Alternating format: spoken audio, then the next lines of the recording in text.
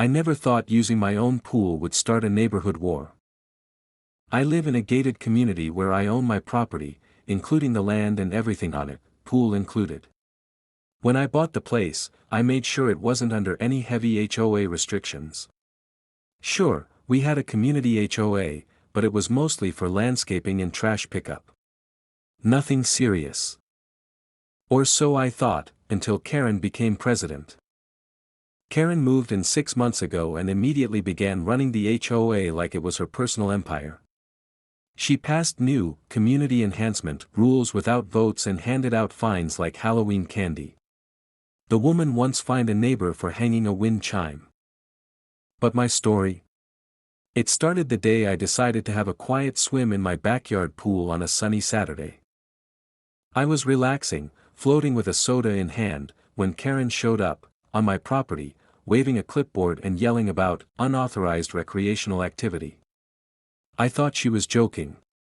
She wasn't. This pool is part of the HOA's recreational network. You need HOA approval to use it. I laughed. Hard. Karen, this pool came with the house. It's on my deed. It's privately owned.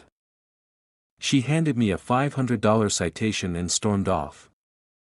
The next day, I got an official letter saying that all backyard pools were now shared amenities under Karen's new policy, meaning the HOA had control over how and when they were used. I immediately filed a dispute and requested a copy of the new bylaw. It didn't exist. Within a week, I caught Karen trespassing into my backyard, giving a tour to some of her friends, telling them the pool was part of the extended HOA pool system. I ordered her off the property and installed cameras. She retaliated by issuing daily fines for non-compliance, claiming I needed liability coverage through the HOA, and even listing my pool on the HOA's website as a shared amenity with posted open hours. That was the last straw. First, I contacted my lawyer, had them send a cease and desist to the HOA, and pulled property records proving the pool was private and not under HOA jurisdiction. Second, I filed a no trespass order against Karen, backed by security footage.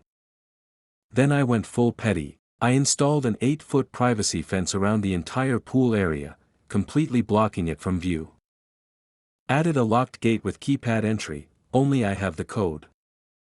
Put up 3 signs. Private property, not an HOA facility. Trespassers will be prosecuted. No Karens allowed. Karen lost it.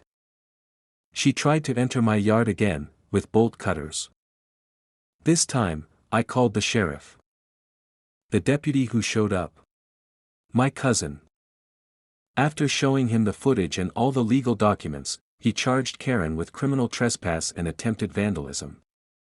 The HOA tried to defend her, claiming she was acting within her authority. So I filed a formal complaint with the county attorney and presented my case at the next HOA meeting, with nearly every neighbor in attendance. Turned out, Karen had forged signatures to pass her pool policy, spent HOA funds to build a website without board approval, collected over $10,000 in bogus fines across the neighborhood. The vote to remove her as president was unanimous. She screamed, called us all ungrateful, and threatened to sue. Spoiler, she didn't. Today, my pool is as peaceful as ever. The fines were wiped, and I received a formal apology from the new HOA board. Karen. She moved out 2 months later. Couldn't handle the hostility. Now, I host BBQs by the pool almost every weekend.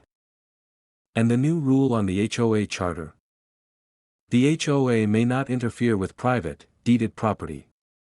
Especially pools.